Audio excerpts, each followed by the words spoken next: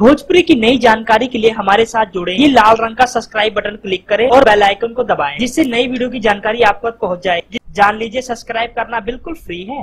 Superstar Pawan Singh का बोलबम जबरदस्त एल्बम आने वाला है। हम आपको बता देना चाहते हैं, सुपरस्टार पवन सिंह अपनी सिंगिंग के कारण हमेशा ही चर्चाओं में रहते हैं। इस बार टक्कर देने के लिए आ रहे हैं पवन सिंह पूरे भोजपुरी इंडस्ट्री को बोलबम का एक नया एल्बम निकाल के। सूत्रों की माने तो दोस्तों बताया जा रहा है कि फिल्म में बिजी होने के कारण फिलहाल तो नहीं, लेकिन कुछ दिनों के बाद बहुत ही जबरदस्त एक बोलबम एल्बम निकालने वाले हैं, जिससे पूरा भोजपुरी इंडस्ट्री हिल जाएगा।